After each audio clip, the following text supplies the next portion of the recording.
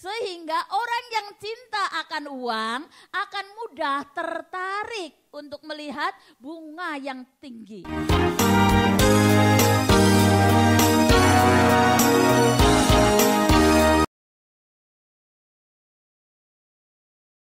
Salam semuanya, diberkati. Kita ini orang-orang yang diberkati Tuhan, amin. Saya percaya apapun musimnya, setiap musim kita lewati hari ini tetap ada. Ya, bahkan di mana kita sudah lepas masker, kita mulai kelihatan wajah-wajah yang gembira, wajah-wajah yang awet muda gitu ya. Ya, usia boleh bertambah, semangat tetap muda gitu kan. Nah, saudaraku ini kasih oleh Tuhan, siang hari ini saya akan mengajak saudara belajar firman Tuhan. Pertama, kita mau baca dulu firman Tuhan, slide yang pertama. Saya kasih tema judul khotbah saya, menang atas kekuatan cinta akan uang. Ya, jadi kita baca firmannya dulu baru nanti kita mulai. 1, 2, 3. Janganlah kamu mengumpulkan harta di bumi. Di bumi ngengat dan kerat merusakkannya dan pencuri membongkar serta mencurinya. Ayat 20. Tetapi kumpulkanlah bagimu harta di sorga ngengat dan karat tidak merusakkannya dan pencuri tidak membongkar serta mencurinya. Karena di mana hartamu berada, di situ juga hatimu berada. Mata adalah pelita tubuh. Jika matamu baik, teranglah seluruh tubuhmu. Jika matamu jahat, gelaplah seluruh tubuhmu. Jadi jika terang yang ada padamu gelap, betapa gelapnya kegelapan itu. Tak seorang pun dapat mengabdi kepada dua tuan. Karena jika demikian, ia akan membenci yang seorang dan mengasihi yang lain. Atau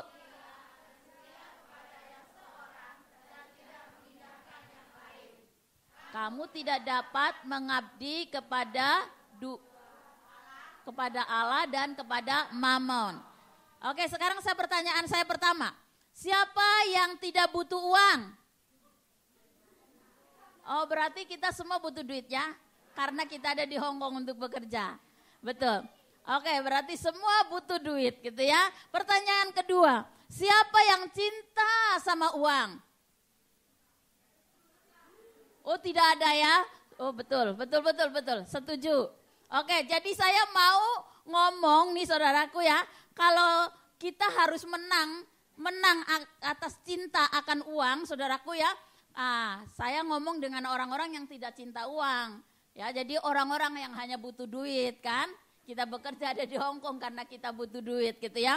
Tetapi saudaraku yang dikasih oleh Tuhan, tahun ini dikatakan tahun bangkit dan jadilah pemenang.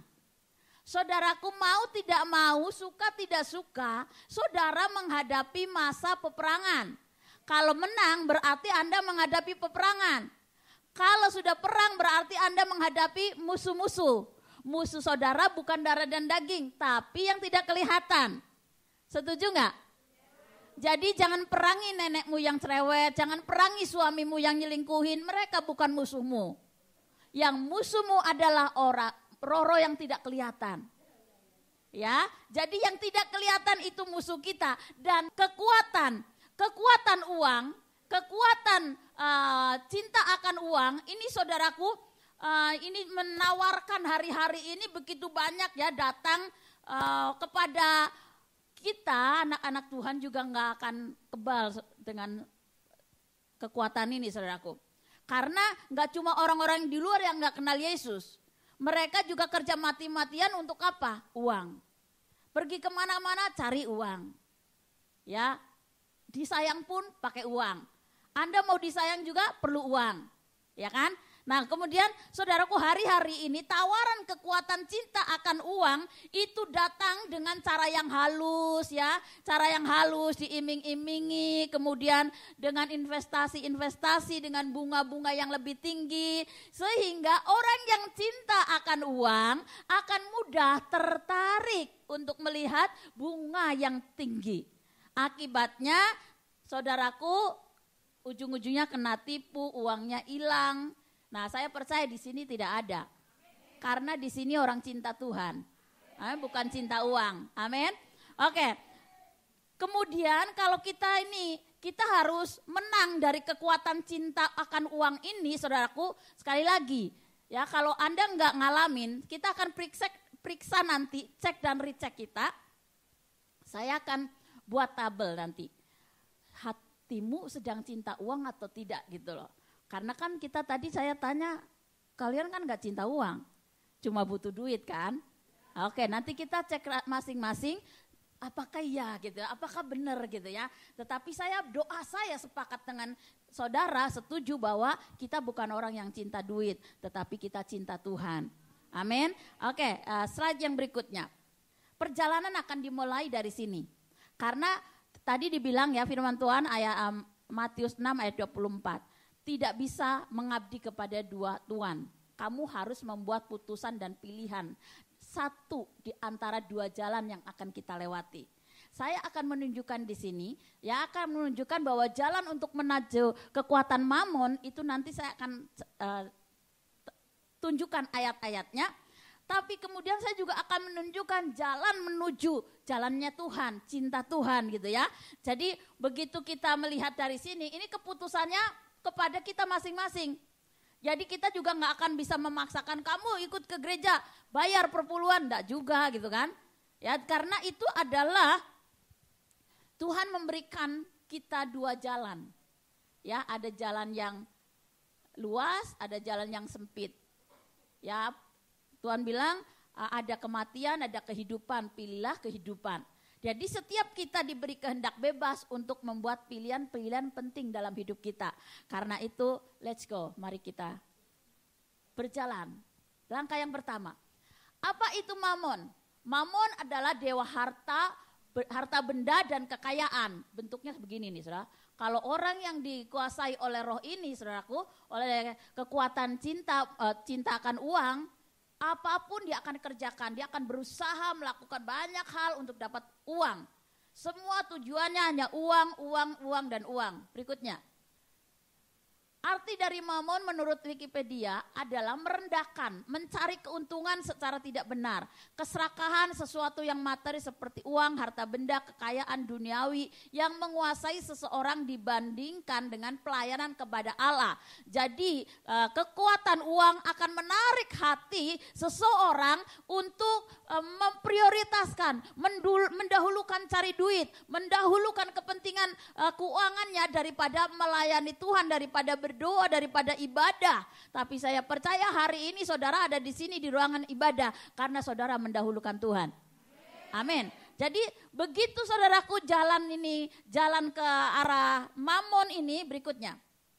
Timotius 6 ayat 10 dikatakan karena akar segala kejahatan ialah cinta uang. Sebab oleh memburu uanglah beberapa orang telah menyimpang dari iman dan menyiksa dirinya dengan berbagai-bagai duka.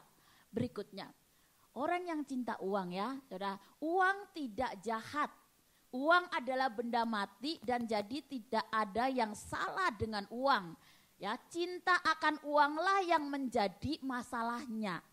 Jadi saudaraku kalau kita mengejar uang, kita cinta uang itu cintanya yang salah. Cintanya yang salah, uangnya tidak salah. Jadi saudara mau kaya juga enggak salah. Yang salah kalau kamu kejar untuk menjadi kaya, kau lakukan banyak perkara, hal apapun aku lakukan hanya untuk uang, itu yang salah saudara. Oke berikutnya. Pengkhotbah bilang, siapa mencintai uang tidak akan puas dengan uang. Dan siapa mencintai kekayaan tidak akan puas dengan penghasilannya. Ini pun sia-sia. Ya, jadi orang yang cinta uang akan dilakukan apapun untuk mendapatkan uang. Tidak akan pernah puas dengan penghasilannya. Nah, saudaraku yang dikasih oleh Tuhan, saya selama ini nggak pernah khotbah tentang uang, saudara. Jadi saudara jangan berpikir Kanapsi berkhotbah tentang uang karena Kanapsi nggak lagi punya uang gitu ya. Nggak usah mikir gitu ya. Jadi karena kalaupun saya nggak punya, apa Anda mau beri? Gitu ya. Jadi saudaraku, saya ngomong tentang uang ini saudaraku, Karena kekuatannya, saudara, kekuatannya yang bisa menghancurkan orang, kekuatannya cinta akan uangnya ini yang bisa menggagalkan rencana Tuhan dalam hidupan orang-orang Kristen. Karena cinta akan uang inilah kekuatan yang harus saudara sadari bahwa saudara sedang berada di dalam masa peperangan ini. Setan dengan cara-cara yang licik membuat perkara ini seolah-olah itu hal yang biasa. Tetapi saudaraku ini dikasih oleh Tuhan, kita nanti akan tahu ya, kita akan tahu dari mana, dari reaksi-reaksi hati kita, di manakah letak kita punya harta gitu ya. Jadi kembali berikutnya, kita akan lihat ada 4 tanda cinta akan uang. Jadi orang yang cinta akan uang itu tandanya kamu terobsesi menjadi orang kaya. Jadi makanya karena kamu ke Hong Kong kepengen jadi orang kaya, kamu kepengen tunjukkan kepada tetangga bahwa aku bisa. Nah, kamu sudah salah motivasi kerja. Tapi saudaraku, kamu terobsesi menjadi orang kaya. Aku mau kerja, aku mau usaha, kumpulin uang sebanyak mungkin agar apa? Aku mau tunjukkan sama mantanku bahwa aku bisa. Itu yang salah. Jadi saudaraku dikasih oleh Tuhan. Jadi dengan terobsesi menjadi orang kaya, terjatuhlah dalam berbagai-bagai pencobaan. Ya ada banyak tawaran-tawaran, saudara mulai digodain. Saudara saya pernah loh, saya ini kepengen, saya juga mikir, saya juga pengen dapat uang tambahan deh gitu ya. Tahu saudara, godaan datang loh. Ada tawaran tuh di WhatsApp bilang, kamu mau kerja part time gitu ya, gaji seperjamnya sekian gitu. Lah Tuhan, ini kebenaran ya, aku lagi nyari gitu kan.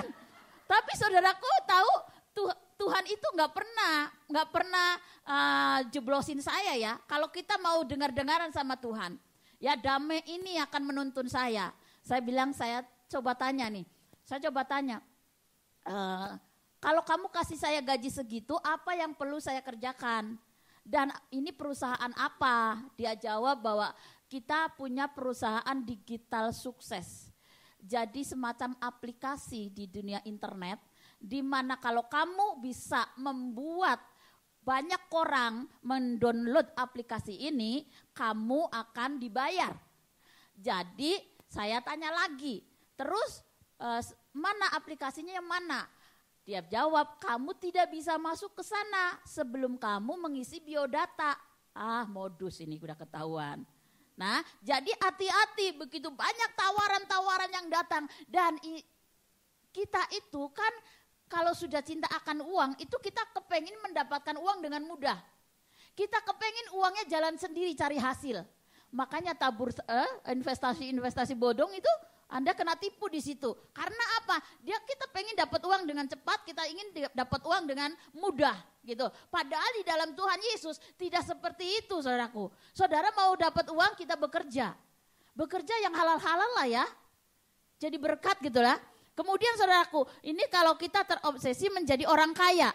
Yang kedua, cinta ya, tanda-tanda cinta akan uang itu yang kedua seringkali merasa nggak cukup. Gaji kamu sebulan sekian, ya dari awal bulan kamu sudah kirim ini bagi itu, akhir bulan kamu nggak cukup. Supaya kamu cukupin diri, supaya apa? Pinjam sana sini, bagaimana cari akal supaya aku dapat pinjaman. Cari akal supaya aku dapat punya duit. Padahal itu saudaraku, itu orang yang merasa tidak pernah cukup. Saudara harus pandai-pandai. Dan saya sedih sekali. Nyiapin firman Tuhan, bener gak sih aku mau khotbah tema ini, saudara? Tiba-tiba ada anak telepon, dia tidak pernah tahu-tahu dia ini anak telepon dan cerita tentang keadaan yang dia sedang alamin. Dan saya kaget sekali, saya marah, saya sedih gitu ya. Tapi kemudian saya berdoa sama Tuhan, Tuhan jangan sampailah kesedihan itu nanti masuk di ibadah 2. Masa Anda akan ditransfer dimarah-marahin gitu kan? Jangan gitu ya. Jadi saya belajar, saya dengerin dia punya cerita dan orang mau pinjam uang aja ngotot gitu loh. Ayo siapa yang suka pinjam uang ngotot? Atau kalau lagi pinjam uang, kalau dipinjemin, kalau ditagih. Yang punya duit harus ngotot, jadi penagih uang gitu kan. Tapi saudaraku ini dikasih oleh Tuhan, orang-orang ini mau minjem uang aja kok pakai ngotot-ngotot begitu. Ya kalau kamu nggak ada, pinjem dong sama majikanmu. Terus udah gitu bilang lagi, pinjem dong sama bank. Orang mau pinjem uang dia kasih jalan keluar. Itu bukan jalan keluar, jeblosin teman kamu. Untung anak ini pinter, ya, dia nggak mau gitu ya. Tapi saudaraku dikasih oleh Tuhan. Dan saudaraku, orang-orang kadang nggak menyadari apa yang dia lakukan itu keliru, salah gitu loh. Karena apa? Fokusnya hanya aku butuh uang, aku butuh uang, aku butuh uang. Segala macam cara dilakukan seperti itu. Yang ketiga, kamu hidup di luar kemampuan atau kebiasaan kamu. Ya, jadi saudaraku, kalau besar pasak daripada tiang. Jadi saudaraku, pemasukan sekian ribu kemudian pengeluarannya beribu-ribu. Artinya saudaraku nggak bisa mengelola keuangan yang Tuhan percayakan dalam hidup kita. Hidupmu selalu merasa kekurangan, merasa nggak cukup. Nah, ini tanda-tanda orang cinta akan duit, saudara. Keempat, kamu menjadi orang yang suka pamer. Ayo siapa? Ya, beli barang branded gitu ya, beli barang branded, pakai tas, pakai sepatu yang mahal-mahal supaya aku bisa. Pulang ke Indonesia setampil artis ya. Tunjukin ini loh aku pulang dari Hong Kong gitu ya. Udah di kotanya lantainya masih tanah, sepatunya pakai hak tinggi. Nah saudaraku ini dikasih oleh Tuhan. Nah saudara suka pamer ya. Saya ini juga pernah lakukan, saya bertobat saya. Nah saya itu pernah lakukan karena saya melihat ada mobil di jalanan, itu plat nomornya itu ada tulisan Rachel gitu. Jadi ini punyaku gitu ya. Terus aku foto gitu ya, aku ambil foto terus tetap upload gitu kan. Terus begitu sadar nih pamer gitu kan. Gaya-gayaan padahal kita kan cuma gaya-gayain iseng-iseng begitu ya. Tetapi begitu saya sadar tentang firman Tuhan yang kebenaran nggak bisa dong aku ngerapin kayak begitu. Ntar kan teman-teman pada ikut-ikutan, ada yang coba-coba ambil tasnya bosnya lalu foto, nih aku punya branded gitu ya.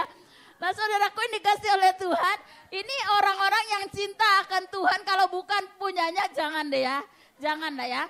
Anak-anak Tuhan, saya punya bos itu juga punya barang-barang yang luar biasa ya. Itu ada bulu rubah saudara yang asli beneran, tapi dia udah dikeringin gitu ya. Dia suka jemurin tuh saya lus. Bukan berkata dalam nama Yesus jadi milikku, enggak. Tuhan bilang jangan kau mengingini punya tetanggamu gitu ya. Enggak, cuma aku pengen ngerasakan halusnya seperti apa sih. Halus sekali memang, benar gitu ya. Tetapi saudaraku yang dikasih oleh Tuhan, saya mau tambahin tadi baru dapat ini tentang ayat yang di mana hartamu berada di situ hatimu. Saudara akan tahu di mana hati kamu, itu perhatikan reaksi-reaksi kamu punya hati ketika kehilangan uang. Itu artinya kamu tuh ya kalau orang cinta duit, kalau uangnya diambil orang, dipinjam orang nggak kembali, itu bisa nangis berhari-hari. Atau kamu kehilangan uang $50, kalau kamu cinta uang itu dicari bolak sepanjang hari, sepanjang jalan. Di mana ya tadi aku berdiri gitu ya. Tapi saudaraku yang dikasih oleh Tuhan, ini reaksi-reaksi hatimu itu akan menentukan hatimu cinta duit apa enggak gitu. Nah jadi pada masing-masing lihat ya hatimu ya, kalau kamu uangmu tiba-tiba hilang, terus dompetmu tiba-tiba hilang, uangmu tiba-tiba dipinjam orang, terus kamu nggak bisa dapetin kembali, itu reaksi-reaksi hati itu menunjukkan ini kamu ada di situ. Di mana hartamu berada, di situ hatimu. Jadi coba paling banyak siapa yang hari ini saat ini sedang paling berharga di hadapan kamu? Mungkin nggak uang hari ini, hari ini bukan, tapi ada harta. Cinta itu paling berharga. Maka kalau putus cinta, menderitanya luar biasa. Ya saya bilang kalau kamu pacaran, tapi jangan dengan sepenuh jiwa. Karena kalau putus kamu cukup sakit hati, tidak perlu sakit jiwa. Ya, jadi saudaraku dikasih oleh Tuhan, waktu kita mengerti tanda-tanda cinta akan uang, kita melihat pribadi kita masing-masing, kita melihat ke dalam hati kita masing-masing. Sekarang saya mau tunjukkan jalan menuju ke arah pengabdian kepada Tuhan. Bagaimana caranya memenangkan cinta akan uang di dalam hati kita dan dengan pengabdian kita kepada Tuhan. Ada beberapa yang kita mau lakukan. Oke, bagaimana cara memenangkan cinta akan uang? Yang pertama, beribadah. Beribadah menjalin relasi yang benar dengan Tuhan. Saudara punya Alkitab? Buka. Saya sengaja nggak tulis ayatnya karena Anda sudah terlalu nyaman. Setiap ibadah nggak mau buka Alkitab. Ayo buka. Buka. Siapa bunyinya apa? Coba yang sudah ketemu. Baca. Beribadalah, datanglah ke hadapannya dengan sorak-sorai. Jadi saudaraku ini kasihan ini perlu memang perlu disok-sok terapi ya supaya Alkitab saudara tuh selalu on time gitu. Alkitab saudara tuh selalu ada di tangan. Saudara bawa Alkitab sucimu. Nah, jadi saudaraku yang dikasih oleh Tuhan dikatakan beribadalah kepada Tuhan dengan sukacita. Jadi saudara datang ke ibadah ini nggak ada kan yang cemberut, nggak ada kan dengan yang kejengkelan, marah-marah harus datang ke gereja, Anda datang dengan gembira hati. Senyum sana, makanya saya ajak saudara datang tadi senyum dulu. Karena apa? Sunduk ngawali, kalau hati yang gembira, itu kalau hati yang bergembira dan senang, saudara akan lebih mudah ditaburi firman Tuhan. Ya, jadi saudaraku beribadah menjalin relasi. Waktu kita beribadah, saudara sedang rindu untuk ketemu dengan Tuhan. Amin gak? Saudara gak cuma rindu ketemu teman, tapi saudara harus memiliki aku mau beribadah itu ketemu Tuhan. Jadi waktu aku mau ketemu Tuhan, aku sediakan waktu yang terbaik yang saya bisa, yang saya punya. Saya berikan dahulukan Tuhan, saya berikan yang terbaik, saya mau ketemu Tuhan. Karena apa? Tuhanku ya ada hubungan saudaraku. Saudara miliki hubungan dengan Tuhan sehingga apa? Aku kalau gak ke gereja rasanya gak nyaman deh. Ya kalau aku pagi-pagi harus ngurusin paketan barang gak enak. Mendingan aku ibadah dulu. Ini kan belum cool saudara ya. Pastikan saudara memutuskan aku mau ibadah dulu. Ya hari Minggu aku mau beribadah dulu. Itu yang pertama saya mau lakukan. Karena setelah ibadah itu terserah Anda. Ya jadi gitu saudara. Jadi beribadah untuk kita mengabdi kepada Tuhan. Beribadah dengan sukacita dan bergembira hati. Saya berdoa. Saudara beribadah bukan karena kewajiban saudara sebagai orang Kristen, mingguan, setiap minggu sekali datang. Tetapi benar-benar datang kepada Tuhan, ibadah itu menantikan aku mau ketemu Tuhan loh. Aku tuh haus loh, aku tuh lapar sama Tuhan. Sehingga saudaraku waktu engkau datang sama Tuhan dengan rasa haus dan lapar, engkau tidak akan peduli siapa yang khotbah, siapa yang WL, siapa yang singer, siapa yang musik. Karena apa? Fokusnya adalah saya mau ketemu Tuhan. Waktu kita ngalamin perjumpaan dengan Tuhan, saudaraku, hidupmu yang akan berubah. Nah, saudaraku, waktu kita beribadah kepada Tuhan dengan hati yang gembira. Saudaraku, orang yang lapar tidak peduli. Contoh, kalau saudara datang dari panas nih, di luar ya, panas. Kemudian saudara dalam keadaan haus dan lapar, hujan? Oh, ada panas, ada hujan. Luar biasa hujan awal, hujan akhir ya. Oke, saudaraku, waktu saudara lapar dan haus dari luar misalnya, dari taman dan masuk ke gereja ini dalam keadaan haus dan lapar, saudara apa ada yang ada di belakang gereja itu, saudara akan bisa telan nggak? Bisa minum nggak? Bisa makan nggak? Apa saja yang ada, itu menunjukkan engkau sedang lapar dan haus. Tapi bagaimana engkau lapar dan haus akan Tuhan? Aku waktu pertama kali ngalamin kehausan akan Tuhan, saudara saya nggak melihat siapa yang khotbah, siapa yang ngajar, siapa yang worship leader. Karena pada waktu itu belum ada leader-leader yang generasi muda ini. Semua bapak gembala layani, worship leader iya, kemudian main gitar iya, khotbah iya. Beliau ngajar. Jadi saudaraku hanya dengerin pengajaran-pengajaran yang beliau lakukan, saya haus, saya lapar, saya serap semua, saya serap, saya dengerin. Ya saudaraku sampai begitu saking haus dan saking laparnya akan Tuhan, saya lupa tentang omongan-omongan orang. Saya lupa tentang keluarga saya ngatain murtad begitu, gitu ya. Saya lupa dengan orang-orang yang membuli saya lupa, saya nggak peduli dengan apa kata orang. Orang bilang, hei kamu tuh mau libur tiap minggu ke gereja, mau ngapain di gereja? Mau jadi pendeta? Oh dibully saya. Tapi saudara ternyata saya, oh ya terima kasih Tuhan, ternyata hari ini benar. Kata-kata itu digenapi. Saudaraku dikasih oleh Tuhan, waktu saya mulai lapar dan haus akan Tuhan, saya beribadah, saya mengejar hubungan dengan Tuhan. Berikutnya, yang kedua, untuk berdoa. Saya nggak akan ngajarin saudara berdoa, saya percaya kita semua udah bisa berdoa. Tetapi di Matius 6 ayat 5-15 itu doa Bapa kami dikatakan ya. Tuhan Yesus bilang kalau kamu berdoa masuk ke kamarmu, pintulah tutup.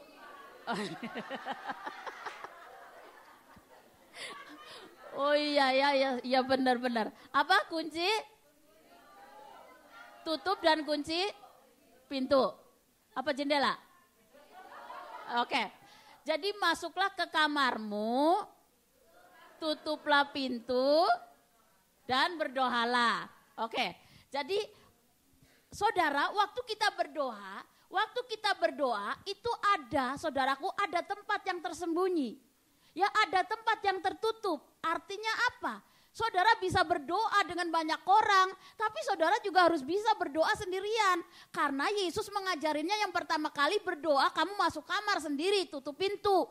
Artinya apa? Ada tempat privat, ya, ada tempat privasi, ada hubungan yang tersendiri dengan Tuhan. Enggak cuma kamu bisa berdoa beramai-ramai, massal, grup-grup doa. Kita hari ini kan lagi gerakan Pak Niko bilang masuk ke menara-menara doa. Kita bisa berdoa beramai-ramai, tapi saudara harus menyediakan waktu untuk berdoa sendirian dengan Tuhan. Karena di tempat sendirian itu, saudara nggak mungkin dong suami istri mau hubungan suami istri di tempat ramai, terus dapat anak, nggak mungkin dong. Begitu juga sama Tuhan, kuduskan pikiran kami Tuhan. Saudaraku dikasih oleh Tuhan, waktu kita berhubungan dengan Tuhan secara pribadi, ada waktu-waktu tersendiri sama Tuhan. Tuhan mau menaruh benih, visi, janji Tuhan ke dalam hidup kita. Supaya apa? Satu hari benih itu menjadi baby kan, menjadi bayi kan kalau suami istri. Waktu Tuhan kita jalin hubungan dengan Tuhan, Tuhan mau letakkan itu benih. Janji Tuhan, janji Tuhan, janji Tuhan. Nah begitu kamu berdoa menjalin hubungan terus, janji itu akan digenapi suatu hari. Ketika kita udah siap menerima janji itu. Nah saudaraku, waktu kita berdoa banyak orang berdoa. Saudara kadang-kala menemukan banyak orang fokus hanya bisa berdoa kepada Tuhan. Tapi tidak pernah memperhatikan dampak. Karena saya melihat dunia nyata. Bahwa ketika menemukan orang suka berdoa. Tetapi orang-orang yang di dekatnya terluka. Pernah lihat? Pernah ngalamin? Ini saudara, ini yang kita perlu renungkan. Kalau kita ngomong udah doa, kita ngomong udah dekat dengan Tuhan, para pendoa harusnya orang-orang yang paling pertama dengar suara Tuhan. Paling pertama, orang-orang yang suka doa, itu paling pertama mendengar tuntunan Tuhan. Tapi kalau hanya memperhatikan yang penting aku bisa doa, yang penting aku berdoa rame.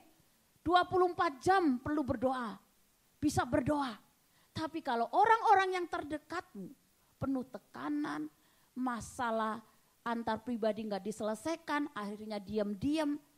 Saya meragukan, Anda sedang bergaul sama Tuhan atau dengan setan gitu loh. Karena itu yang bisa kelihatan nyatanya gitu. Orang yang mengaku dekat sama Tuhan, dia harus mengalirkan damai sejahtera dong. Berbahagialah kamu yang disebut tuh kan, belibet.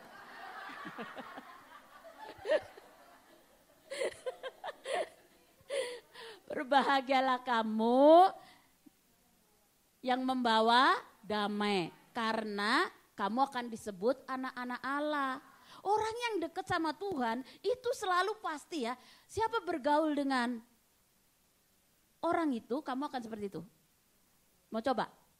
Bergaulah dengan orang yang suka utang. Lambat laun kamu akan ketularan. Bergaulah dengan orang yang suka gosip. Lambat laun kamu akan ketularan. Bergaulah dengan orang yang suka zina, kamu akan ketularan. Saudaraku dikasih oleh Tuhan, firman Tuhan ya dan amin. Karena itu pilihlah pergaulan. Kalau ngomong kita mau bergaul dengan Tuhan. Saya percaya pergaulan dengan Tuhan itu akan membuat kita ditulari oleh kasih-Nya Tuhan. Damai-Nya Tuhan, kebaikan-Nya Tuhan, sehingga orang-orang yang ada di dekat kita merasa nyaman, merasa damai, nggak dituduh, nggak diintimidasi, tapi mereka ngalamin seneng loh deket sama Kanapsi. Jadi saudaraku yang dikasih oleh Tuhan, orang berdoa itu dampaknya harus dilihat juga gitu. Berikutnya, yang ketiga, untuk kita bisa mengabdi kepada Tuhan, itu pelajari kitab suci. Yosua 1 ayat 8, semua hafal kayaknya. Coba yang hafal. Janganlah engkau lupa memperkatakan kitab Taurat ini. Oke. Amin. Oke. Jadi saudaraku yang dikasih oleh Tuhan, saya percaya saudara belajar membaca firman Tuhan ini siang dan malam. Apalagi saudara bisa baca Alkitab, sekarang ada grup-grup baca Alkitab ya. Saudaraku, saudara ada setoran setiap seminggu, sehari satu pasal. Kemudian ditambah Mazmur 91, terus setiap hari. Saudaraku tahu gak Mazmur 91 kok akan mengalami ayat 2-16 itu kan orang yang duduk dalam lindungan yang maha tinggi. Artinya orang yang suka duduk, orang yang suka berdoa, orang yang suka belajar firman Tuhan, nah tuh berkatnya. Ayat yang ke-2-16. Kalau kamu gak pernah duduk, kalau kamu baca Alkitab, kalau kamu hanya baca untuk setoran gitu ya, kamu gak akan dapat apa-apa. Dan saudaraku ini dikasih oleh Tuhan, hari-hari ini, sekarang ini untuk bisa mendengarkan Alkitab, enggak cuma baca, audionya ada. Sehingga apa? Sehingga saudara bisa mendengarkan Alkitab audio, kalau enggak sempat baca, dengerin. Karena apa? Iman timbul dari pendengaran akan firman Tuhan. Jadi waktu kamu dengar firman, imanmu itu iya betul. Nah, waktu imanmu timbul, saudaraku, itu saudara akan mengalami kekuatan. Saya ditanya nih, bagaimana Kanapsi itu sehari-hari bisa dengerin Alkitab, bisa dengerin khotbah ya. Ini saya kasih tip karena saya dulu itu waktu pertama-tama MDPJ saya nggak bisa ikut saudaraku karena itu jam kerja, waktu siang hari. Jadi saya tuh punya kerinduan banget, Tuhan aku tuh pengen ikut ya, gimana sih caranya gitu ya. Saudaraku waktu Tuhan mulai kasih saya hikmat, saudara. Karena Tuhan itu ajarin kita tuluslah seperti merpati, tetapi cerdik seperti ular. Tanpa saya harus mengganggu pekerjaan saya.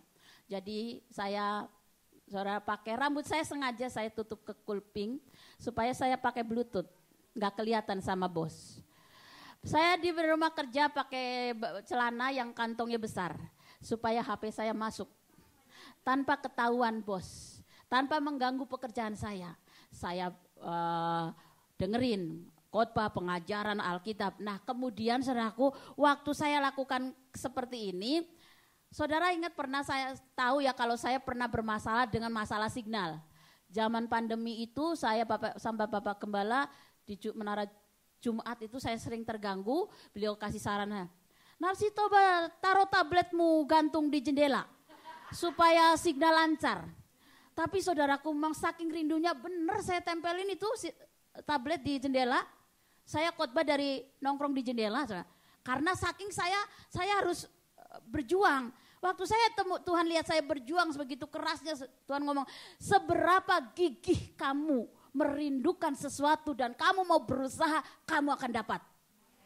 Saudara tahu, Sejak itu, bulan Agustus saya ingat, bos saya tiba-tiba bilang gini, kita di rumah pakai wifi ya, nanti kamu gak usah bayar lagi di luar, kamu pakai yang di rumah. Dan sejak hari itu saudaraku, wifi non-stop karena mereka orang tua gak pakai, yang pakai cuma saya. Disediakan wifi saudaraku, no bayar gitu ya, mereka yang bayar gitu kan. Saudaraku ini dikasih oleh, seberapa gigi kamu akan memperjuangkan sesuatu yang kau rindukan, Tuhan akan mengerjakannya. Nah saudaraku, berikutnya setelah pelajari Alkitab, kita mengucap syukur. Saya percaya kita orang-orang yang mudah suka mengucap syukur dan itu saya nggak akan ajar. Tapi waktu kita belajar mengucap syukur dalam segala keadaan, dalam segala kekurangan dan dalam segala kelebihan kita, saya percaya pengucapan syukur itu akan berkuasa untuk menolong kita. Berikutnya, 5, mengandalkan kekuatan dari Tuhan. Jadi untuk kita saudaraku bisa mengabdikan diri kepada Tuhan, kekuatan itu hanya datang daripada Tuhan. Saudara gak bisa mengandalkan apapun ya, jangan mengandalkan manusia karena suatu hari pun dia bisa mengecewakan kita. Orang-orang yang terdekat, orang-orang yang kau kasihi, pacarmu, suamimu, anakmu, suatu hari mereka akan meninggalkan kita. Saudara, hanya Tuhan yang tidak akan pernah meninggalkan saudara dan saya. Dan itu yang harus menjadi fokus dan tujuan hidup saudara dan saya. Amin. Jadi saudaraku, mengandalkan kekuatan dari Tuhan, berbahagialah orang yang mengandalkan Tuhan. Ya, jadi saudaraku, terus lihat gambarnya ada itu, saya berharap bisa membantu saudara berbicara kepada saudara. Dia berpikir, dia bayangin ada kaki Tuhan yang akan menuntun langkah-langkah hidupku. Saudaraku, ini kasih oleh Tuhan, mengandalkan kekuatan dari Tuhan supaya kita bisa mengabdikan diri kepada Tuhan. Yang berikutnya, berdoalah bersama orang lain. Jadi saudaraku, kalau tadi kita berdoa sendirian kan, berdoa sendirian, tetapi kemudian ada langkah yang ke-6 ini, berdoa bersama orang lain. Artinya 2 orang sepakat minta apa saja, Tuhan akan mengabulkannya. Suami istri sepakat berdoa, ya anak-anak berdoa, kul-kul berdoa, bersepakat. Karena saudara, makanya ada permohonan doa. Waktu saudara dalam pergumulan, saudara gak bisa tanganin dengan doa sendiri. Mau minta itu dia, dukungan. Itu dia dukungan doa, minta didukung di dalam doa. Akhirnya apa? Sepakat, 200 lebih orang berdoa sepakat mendukung pergumulan kamu dan Tuhan kerjakan. Amin. Nah, jadi saudaraku yang dikasih oleh Tuhan, saya akan tutup dengan kesaksian. Saudaraku yang dikasih oleh Tuhan nih, ada sebagian yang sudah tahu, saya itu waktu sebelum kita pergi ke Mawan, itu saya sudah beli tiket. Rencana bulan Juli tanggal 17 sampai tanggal 24, saya mau liburan ke Thailand. Tapi saudaraku, sudah dibeli tiket, ternyata kan pesawat terbang itu tiketnya nggak boleh diambil duit. Bisa digeser, saudara, bisa digeser ke tanggal yang lain. Jadi karena saya nggak tahu kalau saya juga akan ditugaskan di ibadah 3, kemudian saya juga nggak tahu kalau acara ulang tahun itu akan diadakan tanggal 23 Juli. Jadi saya tanya Tuhan, ini apa lagi ya Tuhan? Apalagi ternyata reaksi hati saya, saudara. Saya sedih loh, tiket saya hangus. Apa yang aku inginkan gak dapat.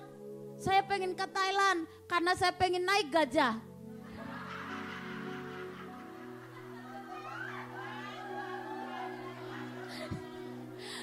Waktu pulang ke Indonesia ditawarin naik kuda. Kudanya kurus, saya kasihan. Keberatan mikul saya kan. Saya gak mau naik kuda. Saya pikir saya ke Thailand bisa naik kuda, naik gajah. Karena paling tidak gajah kan lebih besar dari saya gitu kan. Enteng lah buat dia gitu kan. Saya kepengin saudara, apa yang saya penginin saudaraku. Hangus, tiket hangus, semua gak jadi saudara. Saya tanya sama Tuhan, Tuhan apa lagi.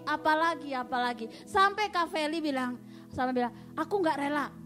Dia berusaha, dia berjuang untuk mendapatkan itu tiket bisa dipindah ke hari yang lain. Ternyata urus bisa dipindah, tapi syaratnya saya harus bayar lagi dan lebih mahal. Artinya tetap keputusan saya yang harus buat putusan. Akhirnya saya bilang, Tuhan, ya sudahlah aku rela. Relanya itu kayaknya gak rela gitu loh. Ya saudara, rela itu berat banget gitu. Untuk merelakan itu berat banget gitu. Jadi waktu saya mulai rela, lepas gitu ya.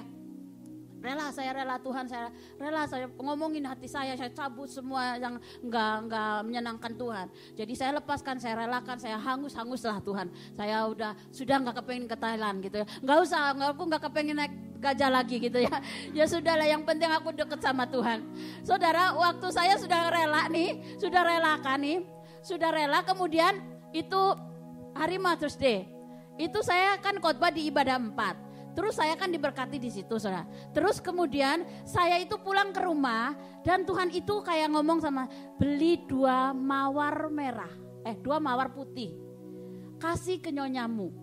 Jadi saya bawa 2 tangkai mawar putih, saya bilang pulang ke rumah, saya bilang sama nyonya, Happy Mother's Day, mem, gitu ya. Terus dia senang sekali terima bunga mawar itu, saudara. Terus habis gitu, saya nggak mikir macam-macam. Hari Selasa, nyonyaku itu mengajak saya, yuk kita ke mall gitu ya. Ya udah kita ke mall gitu ya. Ternyata saya dibawa ke toko sepatu. Nah toko sepatu itu dan dia bilang, aku mau belikan kamu sepatu, silakan kamu pilih. Begitu saya melihat-lihat harga sepatu, itu mahal sekali buat saya. Maka saya bilang, enggak nyonya, terima kasih. Itu sepatu saya masih bisa dipakai karena itu juga terlalu mahal. Gak mau, saya bilang itu. Tapi nyonya aku bilang, enggak, aku mau beli sepatu. Kalau aku beli 2 pasang, harganya akan lebih murah. Ya sudahlah, saya pilihlah sepatu. Begitu saya pakai sepatu baru saya, dengan harga yang belum pernah saya beli saya. Saudara, Tuhan tuh ngomong sama saya, seberapapun berharganya, tingginya harga sepatu itu tetap akan kamu injak-injak. Tuhan ngomong ini, mulai hari ini patahkan kekuatan mamon. Katakan bahwa di bawah kakimu kamu harus tunduk. Saya tidak menjadi hamba daripada mamon, tapi mamon yang harus jadi hamba saya. Saya putuskan dengan diri saya loh. Saya bilang, dalam nama Yesus mulai hari ini kekuatan mamon, kekuatan cinta akan uang, saya injak di bawah kaki saya. Dalam nama Yesus, tunduk di bawah kaki saya. Hanya saya izinkan Tuhan yang ada di hati saya. Hari itu saya bebas. Dan saya khotbah ini bagikan apa yang kamu alami. Mari kita bangkit berdiri.